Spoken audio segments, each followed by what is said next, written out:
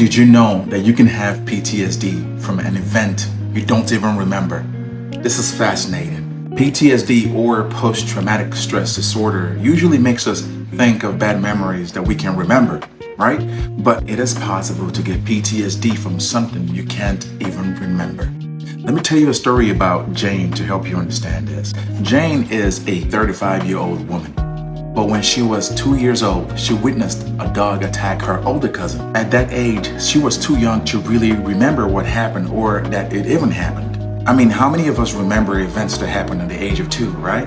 Now, although she doesn't have clear memories of that event, it still affects her deeply today at age 35. Now you ask, how is that? Let me explain. Our brains are super complex, especially when we're little kids.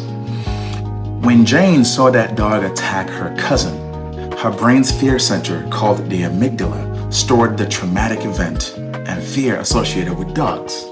Another part of the brain, called the hippocampus, which helps us consciously remember or recall events, didn't hold on to that memory very well because she was too young. Now, even though Jane doesn't remember the attack, she still feels extremely scared around dogs at age 35 and doesn't know why.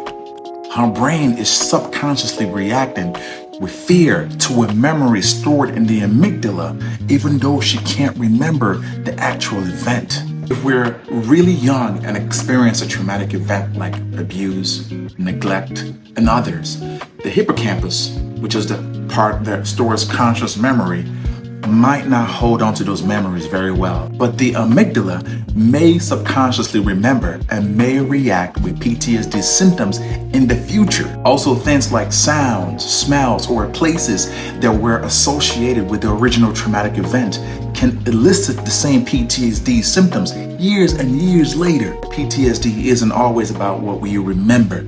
It's about how our brains and bodies react to things that happen to us, whether we consciously remember them or not. The body truly does keep the scores.